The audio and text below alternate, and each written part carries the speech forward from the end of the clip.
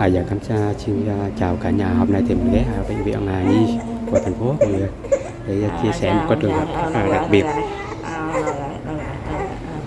Đây là bé Yến ở Bình Dương. Năm nay bây giờ mới có 4 tháng tuổi. Bởi vì mẹ bé Yến thì do hai vợ chồng giận nhau cho nên là ném bé Yến từ trên cây gác xuống. Cây gác cao khoảng hơn hai mét mọi người, xuống này nhà lát gạch luôn. Rồi bé cái đầu của bé là bị chấn thương rất là nặng và mềm cái đầu, chân thì gãy. Mọi người là kịp đưa bé để xuống bệnh viện để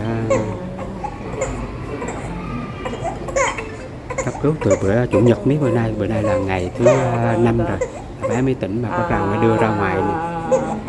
Và bây giờ bé còn rất là đau cho nên là khóc liên tục, có một mình bà nội chăm.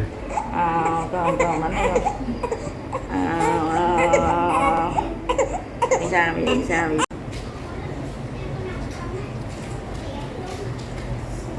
Hôm bữa trước thì cháu cũng chưa có rõ nữa là ngoài cái ném từ cái gác xuống rồi còn có làm mẹ bé còn làm gì bé nữa không cô? Thì trên gác nó rớt xuống rồi nó lấy chân nó dặm bé mà dặm không được. Có như dặm nhưng mà có người can hay sao? Có người can, có người xô ra rồi dặm không được. Có nghĩa là không những là ném mà còn dặm nữa. Ném xuống mà còn dặm nữa. Có nghĩa là dường như mất kiểm soát rồi ha. Kiểm soát. Dạ. Phong đưa giúp anh cô 500.000 cho cô ở Bắc Giang gửi cô đấy. Cảm ơn cô Bắc Giang nha. Cảm ơn cô Bắc Giang nhiều. Dạ. Giúp đỡ cho bé Yến cho nó qua cơn nguy kịch, cho nó mạnh khỏe nó. Con. Vì tụi mình đang ở trong cái không gian chung của bệnh nhân cho nên là không tiện nói chuyện lớn và cũng không tiện nói chuyện nhiều, vì ảnh hưởng rất là nhiều cho nhà bệnh. Mình cũng hy vọng rằng bấy nhiêu câu chuyện đó cũng đủ chia sẻ với mọi người. Cảm ơn mọi người rất là nhiều. Thôi cô cho con với anh em con xin lại cái số điện thoại của cô để mọi người mà có chia sẻ với bé chung tay với gia đình nhà mình thì có thể liên hệ trực tiếp với cô nhé. 0393 557 006. Cái thứ bạn đây chính là số của bà nội bé nhé, để mọi người liên hệ trực tiếp với cô nha. Mọi người lựa cái thời điểm thích hợp phù hợp để gọi nhé, bởi vì bà còn phải chăm cháu mà. Dạ, con cảm ơn cô. Rồi tạm biệt các bạn nhé. Giờ chăm cháu mà chăm có một mình nữa chứ khổ lắm. Tính là bên nội bây giờ là cực lắm. Mình nuôi con nít nè, nuôi con nít. Bây giờ ba nó mới xuống con buổi rồi là 3 triệu nói. Xuống con đêm cái là chạy về luôn á. Cân nấu cân. Nấu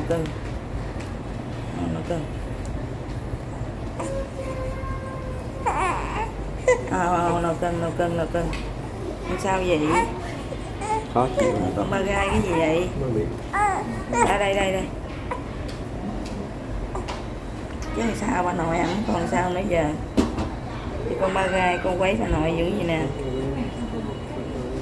Khó chịu thì bây giờ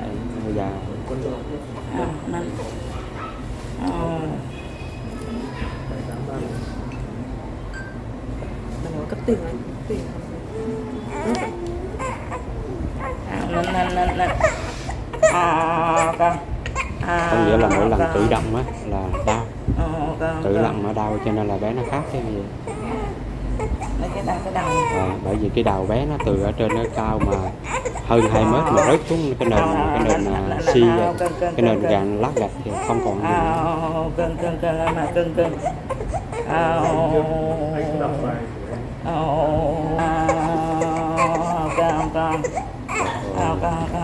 Rồi nó quái dài đó mọi người, đau quá bé nó đau chịu nổi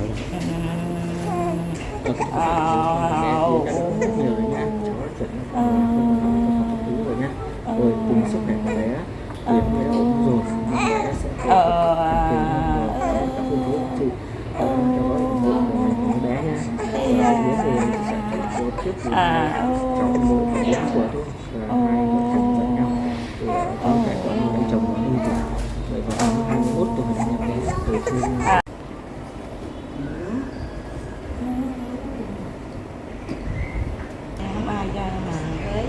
có sinh rồi. Lấy được rồi hả? Dạ. Nhưng mà bữa chưa lấy được đúng không? Bữa đó chưa lấy được. mấy bữa nay rồi cháu nó đã đỡ được chứ nào không cô?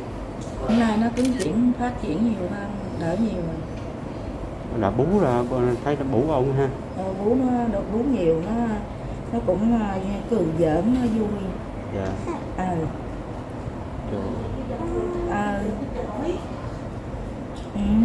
Sao? Dạ là mấy bữa nay là bà nội thôi. Bà nội. Con mình bà nội là chăm. Mà nay bà nội. Ban đêm mà nó hành nữa chịu cho nổi. Thì gán sao giờ? Rồi có người thay chứ phải tính phương án, có người thay với cháu thì chắc bác sĩ nói chắc còn lâu chứ không dễ đâu ha. Cái đầu ổn định rồi quay qua bên cái giò này. Cái giò của bé thì chắc còn lâu bị gãy xương đúng không? Chuyển qua bên pha, cái đầu ổn định rồi chuyển qua bên pha và pha giò và xương bên pha chỉnh hình. Chỉnh hình. Bữa xuống đây là cấp cứu hết mấy ngày rồi. Cấp cứu bắt đầu ngày chủ nhật mà tới qua thứ tư. Thứ tư mới bé mới tỉnh rồi, mới đã. Nhưng nó bắt đầu mới ra. Thứ tư mới ra. Thứ tư là mới ngày qua, là thứ tư là mới ra không? Mới qua là ra. Dạ. Còn nữa là nằm cấp cứu. Dạ.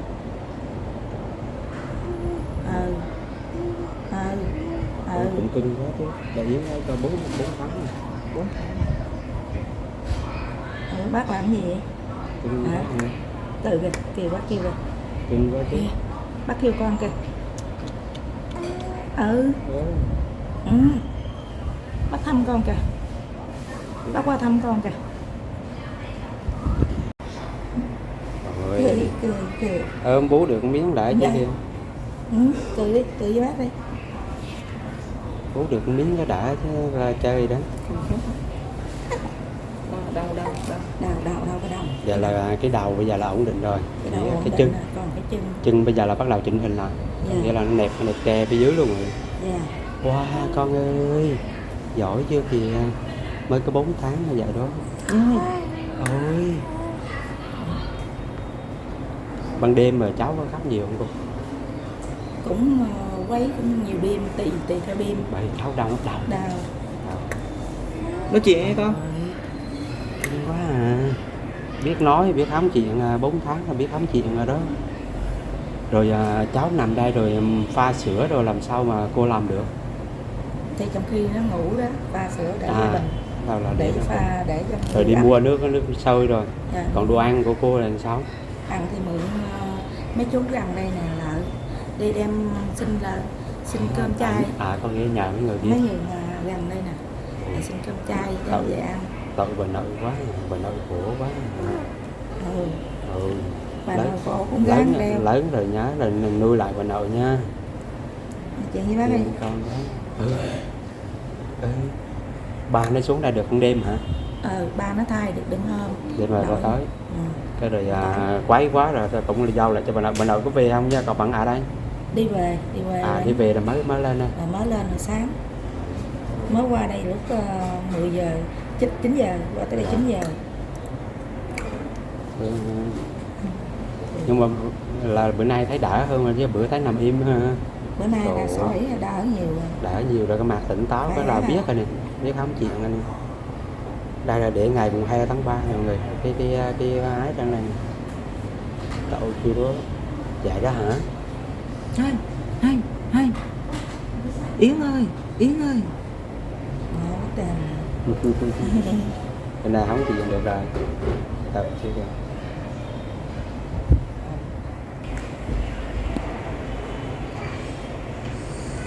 Sao khỏe chưa, con đỡ chút nào chưa? Dạ là từ bữa chủ nhật này là bữa nay là thứ 5 rồi, gần 1 tuần rồi đó, gần 1 tuần làm việc đó. Dạ đó, tự chưa đó. Rồi tính vài ngày nữa rồi có người thay cho cô không? Chắc phải có người thay. Trời ơi. Vì gia đình không có ai cho đơn chiếc. Chứ một mình cô là sao cô chăm cho nổi cô? Con nít khó lắm mà bé nó bị dài nữa nó đâu phải dễ đâu. Rồi cơm nước rồi tùm lum ấy, còn tắm rửa rồi nữa chứ. Thỉnh thoảng nó cũng ngủ. Nhưng mà ba nó xuống chăm đi, chăm bớt cho nội chứ một mình nội làm cho nổi. Ba nó thay tả kia nọ khó lắm. Bà nó không có biết làm, bên này nó nhỏ quá, phải như lớn thì cũng đỡ. Dạ. ban đêm nó quấy rầy rồi thay tả một đêm rồi coi nó dòm nó thả nó ướt, nó tiểu nó ướt rồi nhiều khi nó ị rồi cũng phải dòm nó thay liền để thôi nó dính vào trong cái bột này nè. Dạ, rồi cái bột nó bị nhiễm trùng, cái bó bột á. cái bó bột á. Dạ, mình phải chăm kỹ đó ha. Dạ, phải thức dậy phải chăm. Ai gọi vậy cô?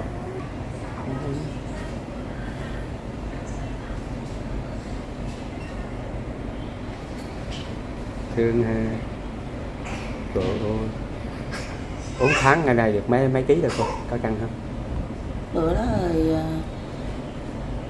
chưa được 4 tháng rồi nó được 5 kg 6 kg 2, 6 kg 2 nó bệnh rồi tuột xuống còn 5 kg 7. Nó đang bệnh mà đường hô hấp với bị viêm phổi. Viêm phổi và đường hô hấp. Rồi chưa hết, nó đang điều trị đấy. Đang điều trị chưa hết nó là có bị nha. Có bị tai nạn gì nè.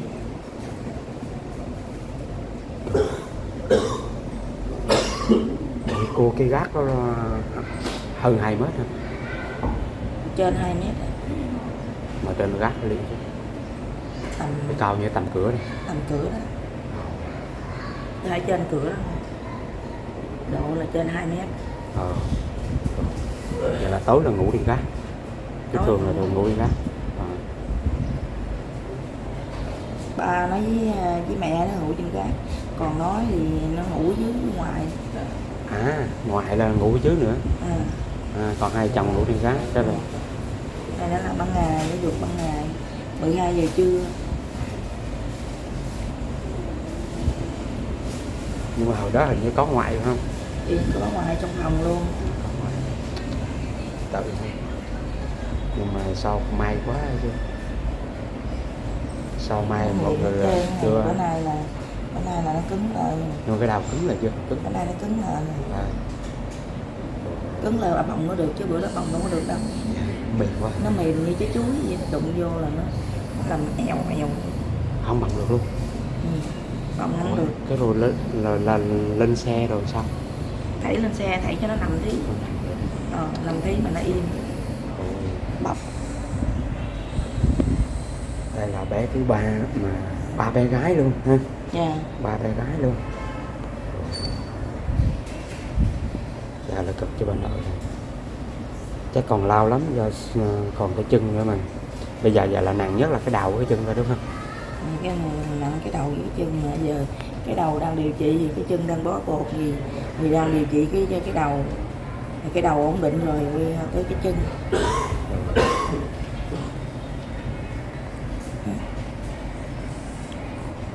Ơi.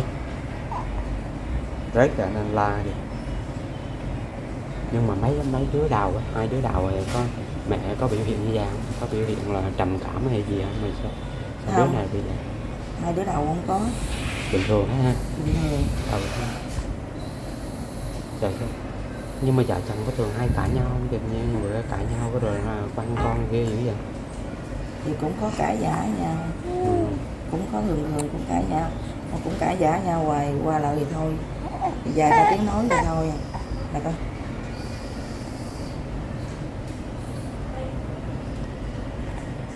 Thì nó phát triển lành mạnh hơn, khá tiến độ nhiều hơn. Hồi hôm ngày đi xuất viện rất nhiều lắm.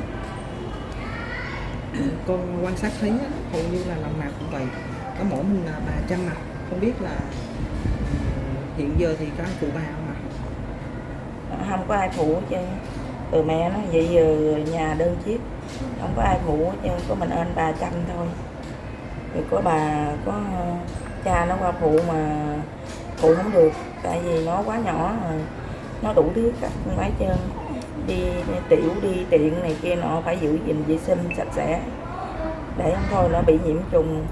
Rồi cha nó không có biết cách chăm, rồi không có dám giao cho nó, rồi bà phải đi qua chăm cho nó an toàn hơn. Nhưng mà cháu tới bây giờ vẫn chưa có giấy khai sinh đó, rồi ở tiền viện phí rồi bác sĩ có cho nhà gia đình biết trước không, rồi thấy không cô? Tiền viện phí thì có Mạnh Thường Quân hỗ trợ đóng hôm qua là 10 triệu, tạm ứng 10 triệu. Tạm ứng. Dạ. Cái số đó là số tạm ứng. Số là số tạm ứng. Còn cái tiếp theo là chưa biết. Sao? Cho tới bây giờ thì bé nó đã đỡ được cái phần nào rồi cô có thể chia sẻ lại? 10 phần thì bé nó giảm được 4 phần rồi, còn 6 phần là tiếp theo nữa.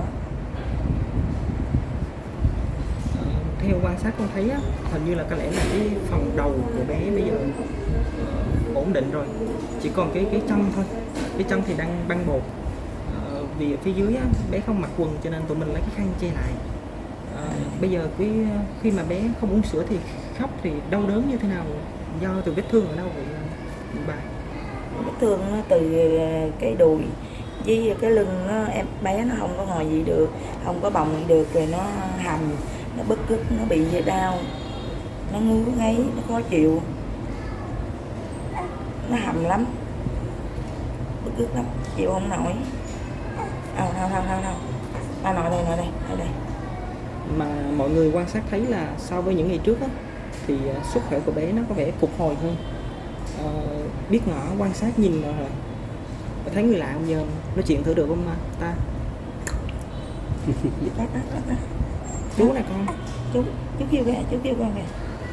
Chú biết kêu bé Yến kìa. Yến ơi. Yến. Bé nhá. Giờ. Cái thông tin về mẹ của bé hiện giờ như thế nào vậy bà? Mẹ bé Yến thì cũng như là xin cho ra đặng là lo chạy chữa giấy tờ, giấy khai xanh, làm giấy xanh cho bé Yến nè, đặng nạp vô bệnh viện, coi đặng cho nó bé Yến được hưởng bảo hiểm này kia nọ. Cô ơi, thế là từ hôm qua mấy hôm nay đến giờ cô có nhận được cái thông tin ở dưới nhà như nào rồi không cô? Rồi mẹ của bé Yến nó sao rồi cô? Rồi chồng của bé, chồng của mẹ bé Yến nó sao cô? Vợ chồng mẹ bé Yến với ba bé Yến. Dạ. Thì ba bé Yến thì qua bên đây chăm bé Yến hồi tối, ngày hôm qua giấc tối, rồi ba bé Yến mới về sáng này. Còn mẹ bé Yến thì đang ăn ở nhà, chăm hai đứa kia, với là đi làm giấy khai xanh cho bé, là ngày nay đi làm giấy xanh cho bé nè.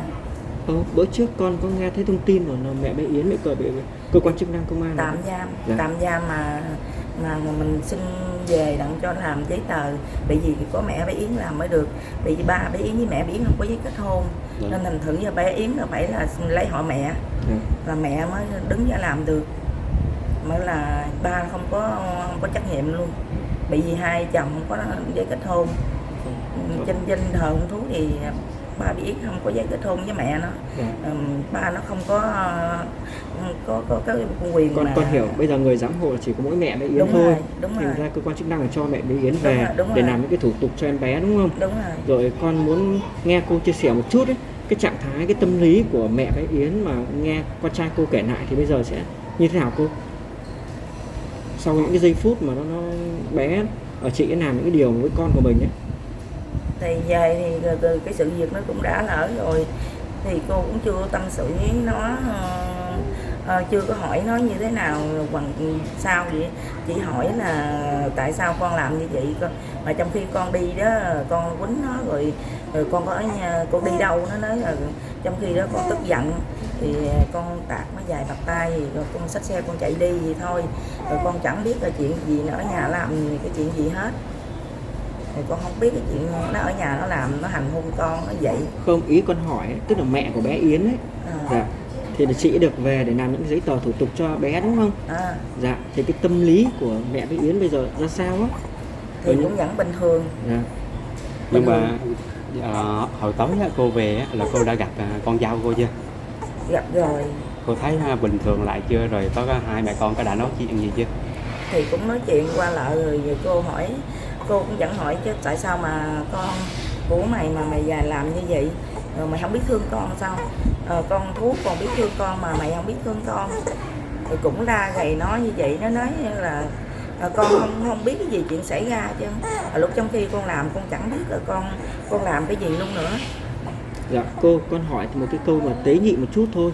Tức là sau khi clip mà con với Phong Bụi hai anh em con có đăng thì nhận được rất nhiều những cái bình luận của các bạn mà ở quê của mẹ bé Yến ấy, có bình luận rằng bé Yến từng có một cái quá khứ là khá là dữ dội, và thậm chí là từng có sử dụng cái chất kích thích, thành ra nó mất kiểm soát, đúng không cô? Anh như thế nào cô có thể chia sẻ cho tụi con nghe rõ hơn được không ạ? Lúc trước á, thì hai đứa thì cũng có, lúc sau này thì từ ngày sanh bé Yến tới giờ là không, hai đứa nó không còn sử dụng cái thứ đó nữa. Dạ. Rồi mình thử nó cũng bởi vì cô ở đó cũng quan sát con. Rồi cô cũng dặn la gầy hoài cô nói nếu muốn nuôi thương con đó, 3 đứa con rồi muốn nuôi thương con đó, thì đừng có gia chạm thứ đó nữa, ở nhà nặng mà cố gắng nuôi con. Thì cô cũng dẫn nuôi tiếp phụ hộ cho nó, cô lo cho nó hết tất cả. Cả hai vợ chồng đều nghiện luôn hả cô? Thì hai đứa đều chơi hết. Chơi là ma túy hay là chỉ là cỏ hay là đá thôi? Không biết cái vụ đó là mình không biết rồi. Con biết là Yến còn hai anh chị nữa, hai đứa lớn nữa. Thì khi mà ba thì những ngày qua thì ba suy sụp tinh thần rồi, ba không có thời gian để có thể suy nghĩ mọi thứ. Còn mẹ thì bị cơ quan điều tra tạm giữ một thời gian. Thì những hai đứa con còn lại á, thì hiện giờ ai chăm sóc và như thế nào rồi bà nội? Thì ngoại cũng nhờ ngoại ở nhà thì chăm sóc hai đứa lớn. Thì giờ nhà ngoại ở nhà chăm sóc hai đứa kia, thì cô ở bên đây chăm sóc bé Yến này. Ngày hôm qua thì không biết là mẹ bé Yến có một cái mong mỏi là muốn lên bệnh viện để chăm con lại không, để coi như là sửa lại cái sai lầm của mình đó.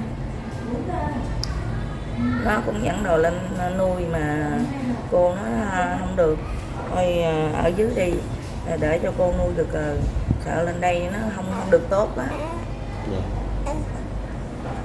Có một điều như thế này, ngày hôm trước cái tụi con chia sẻ câu chuyện á, thì có hai cái luồng ý kiến.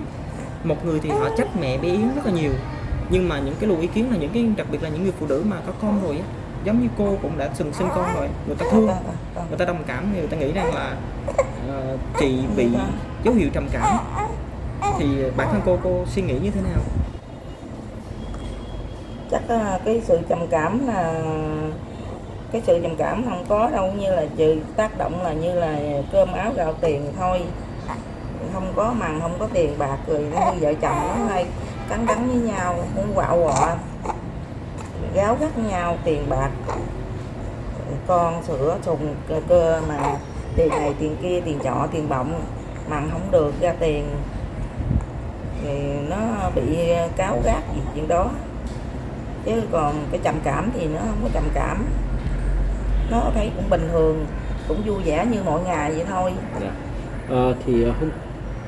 Thì hôm qua thì anh em chúng con cũng có, hôm trước anh em chúng con cũng hỏi nhiều cái chi tiết đấy, thì thấy cô cũng nói nhưng mà cũng không tiện đề cập đến cái quá khứ của hai vợ chồng anh chị ấy. Thì hôm nay nghe cô cũng nói cũng được rõ hơn một chút, để cho tất cả quý vị mà mọi người cũng rõ hơn. Cô cho con hỏi thêm một xíu nữa là hai anh chị ấy thì đến với nhau được bao nhiêu năm rồi? Là thì bắt đầu mà có nhỏ lớn, bé lớn là bây giờ là mấy năm nè, mấy tuổi rồi? 4-5 tuổi rồi. 5 tuổi.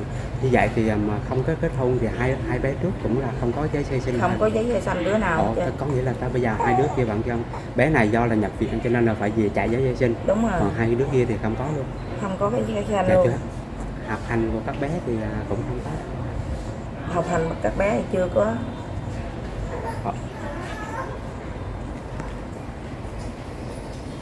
Khóc lắm rồi. Chào anh. Đây cái gì? Sao? Đây. Cái gì mà ba ga vậy gì nè? So với trước thì bây giờ cô đỡ cực hơn chưa? Đỡ hơn mấy ngày gì đó, mấy ngày trong phòng cấp cứu nó cũng đỡ nhiều, nó cũng khỏe nhiều, nó cũng thấy nó bớt quấy gầy à. Không sao con. Cái phần đầu bây giờ đụng vô nó có bị khóc rồi nữa mà không biết rồi, nhưng mà ý con hỏi thử. Nó cũng còn bên đây nè, cũng còn hơi nhiều, Họ không dám đụng bên đây là nó đau. Mấy chỗ khác thì nó cũng cứng rồi, nó đỡ rồi. Mình vẫn bởi vì nó mới ẩm lên được nè. Dạ. Nó không còn đau nữa mới ẩm lên được nè. Rồi cô ơi, thế tối là ngủ có đặt em bé xuống được không hay có phải bế ngủ? Có đặt xuống Vẫn nằm được ha.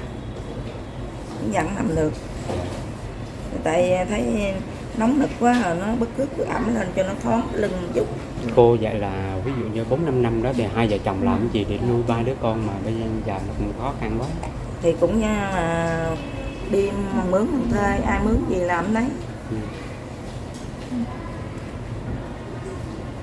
Mà mướn thuê không ổn định, nó bắt bên. Dạ. Con trai cô là năm nay 31 tuổi ha. Năm nay nó 31 tuổi. Còn con dâu là 21. Ông dâu thì dâu 23. 23 tuổi. Dạ.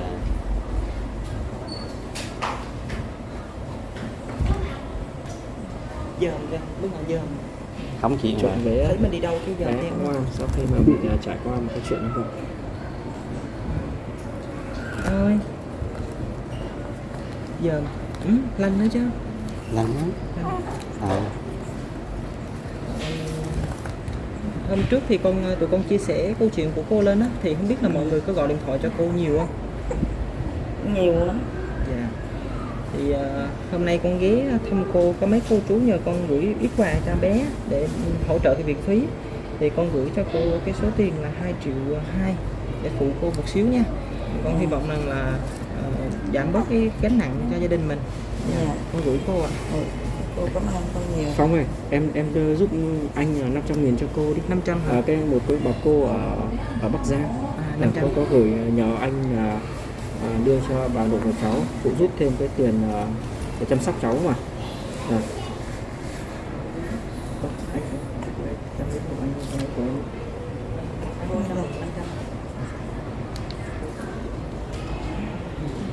Ấm đầu hay sao?